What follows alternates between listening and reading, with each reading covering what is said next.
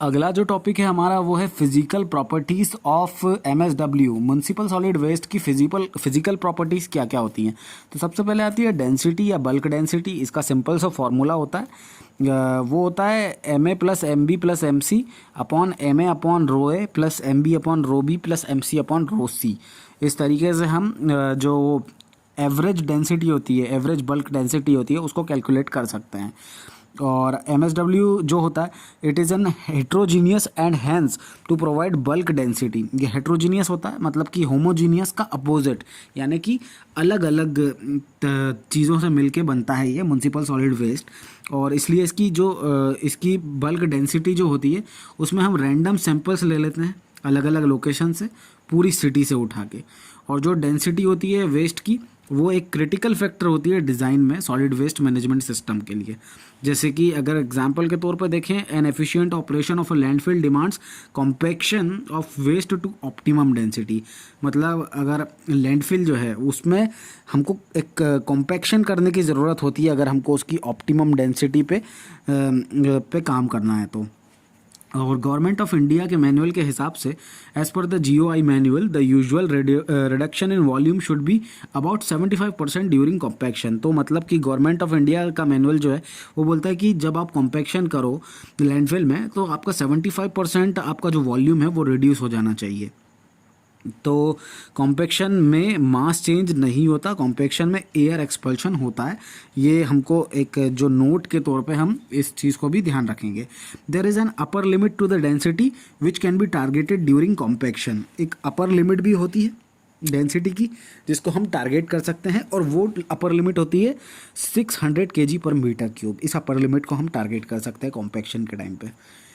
उसके बाद moisture content जो है वो दूसरी फिजिकल प्रॉपर्टी होती है, फिजिकल प्रॉपर्टी होती है सॉलिड वेस्ट मैनेजमेंट की।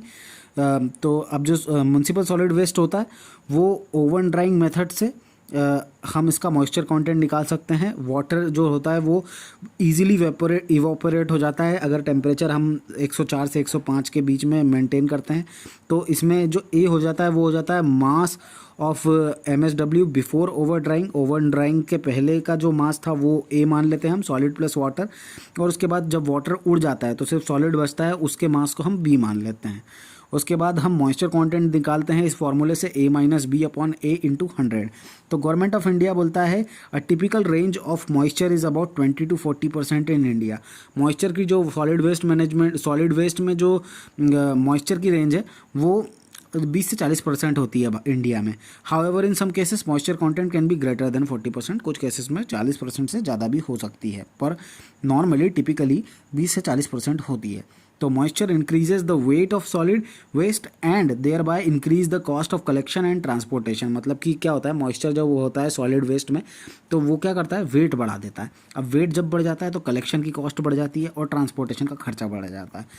तो in addition moisture content is a critical determinant in the economic feasibility of waste disposal by incineration। अगर हम जला के भी उसको खर्च करेंगे तो पानी जलने में बहुत टाइम लेगा और बहुत मुश्किल से जलेगा, तो वो उसमें भी हमको इकोनॉमिकली वो फिजिबल नहीं होता है, बिकॉज वेस्ट जो होता है वो बहुत ज़्यादा एनर्जी कंज्यूम करेगा और उसके कारण हमारी कॉस्ट बढ़ जाएगी।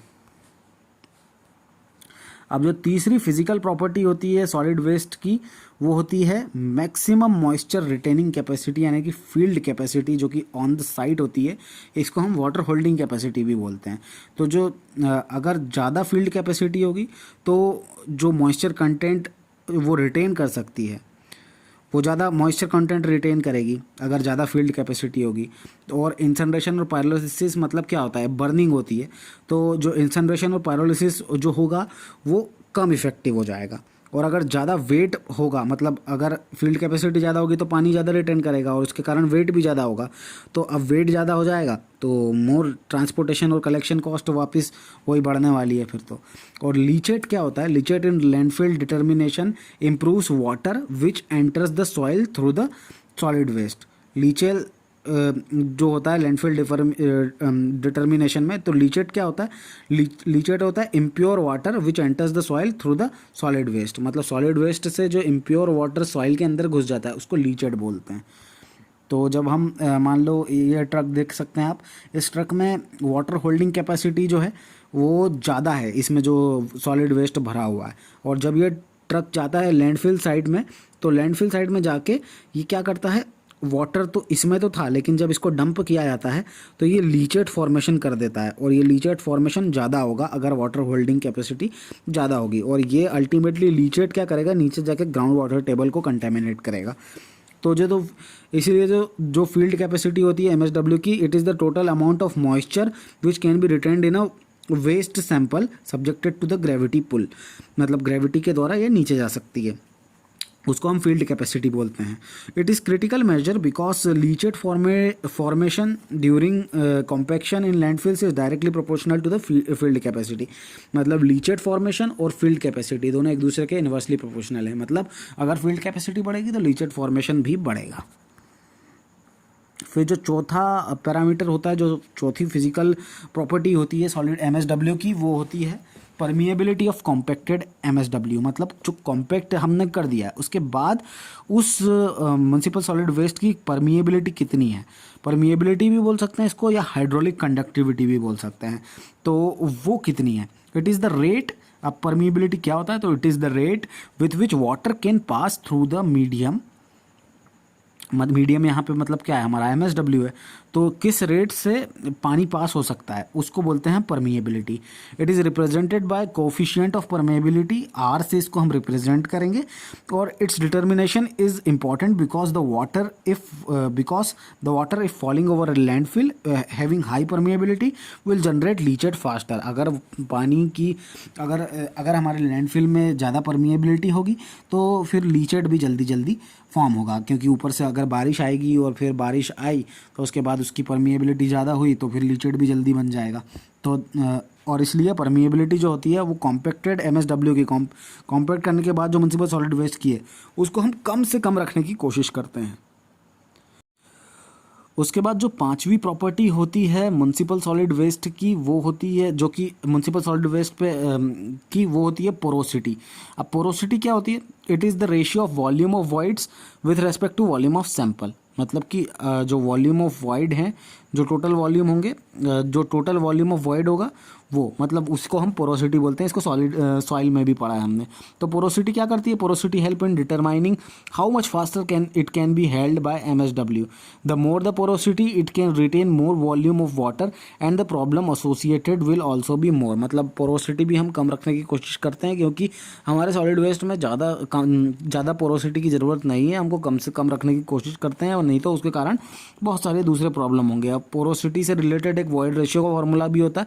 वॉइड रेशियो क्या होता है, volume of void upon volume of solid. और पोरोसिटी क्या होती है, पोरोसिटी हम वॉइड रेशियो से भी निकाल सकते हैं, void ratio upon 1+E, E upon 1+E, that is how we can calculate porosity. तो there is no comparison between field capacity and porosity. Porosity और फील्ड कैपेसिटी के बीच में कोई कंपैरिजन नहीं है।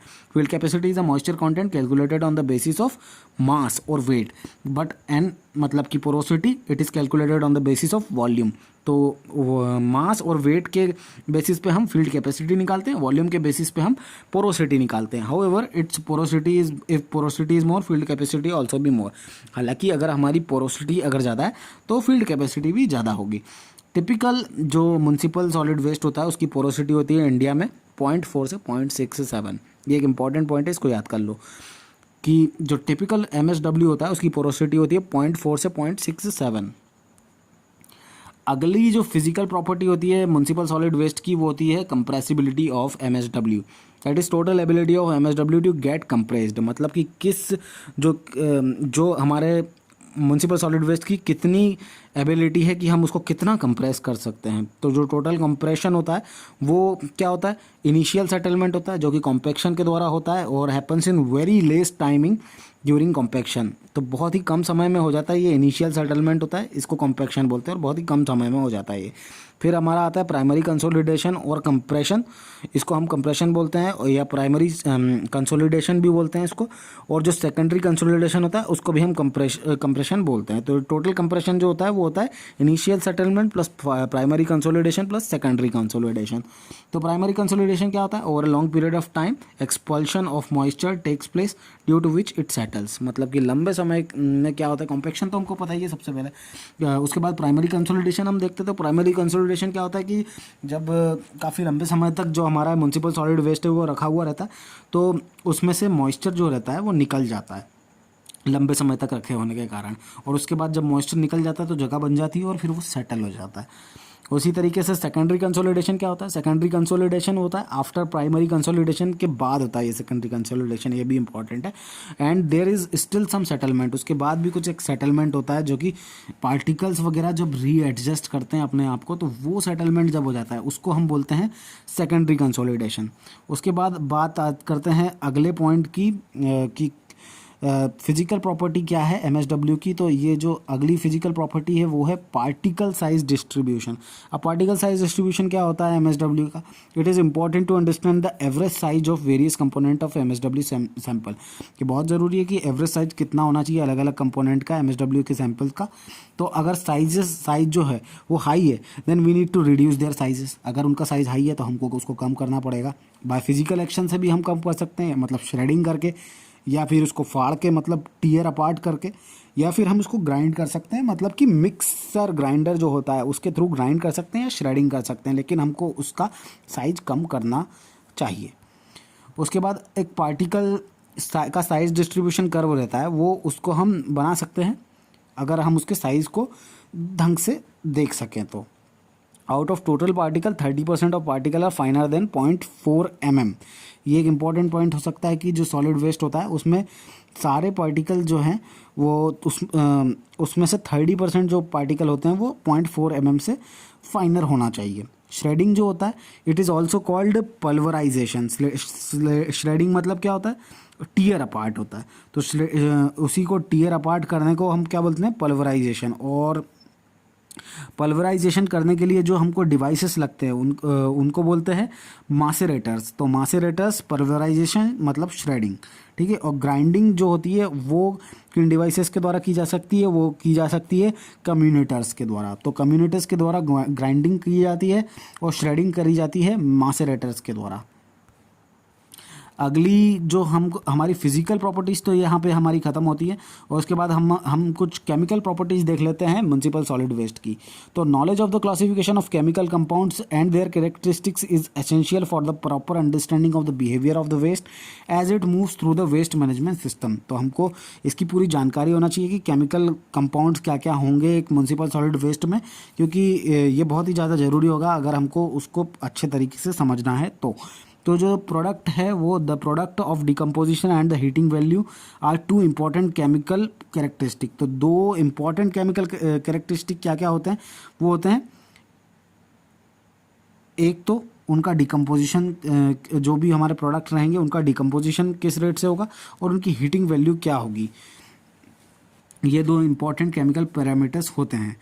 Chemical properties are important for, अब क्यों इम्पॉर्टेंट होती है केमिकल प्रॉपर्टीज़?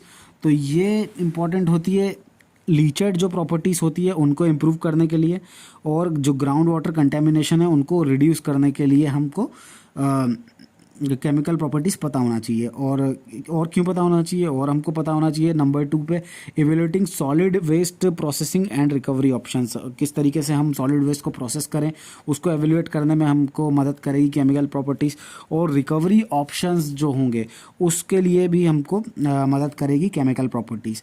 अब इंफॉर्मेशन जो होती है, information of fresh element composition, तो जो कि फ्रोस एलिमेंट की जो कंपोजिशन होगी उसके बारे में हमको जानकारी होगी तो काफ़ी ज़्यादा अच्छा रहेगा। इसलिए मतलब उसमें अगर रेडियम तो नहीं है, साइनाइड तो नहीं है, अगर हमारे सॉलिड वेस्ट में अगर है तो फिर उसके बारे में हमको जानकारी होना चाहिए। और क्यों इम्पॉर्टेंट होती है केमिकल प्रॉपर्टीज़? और इसलिए होती है इम्पॉर्टेंट कि assessing the feasibility of MSW combustion directly और इनडायरेक्टली, ताकि हम एमएसडब्ल्यू की फिजिबिलिटी को एसेस कर पाएँ, उस मतलब जला के भी और बिना जलाए भी उसको एसेस कर पाएँ। इसके लिए भी हमको केमिकल प्रॉपर्टीज़ पता होनी चाहिए।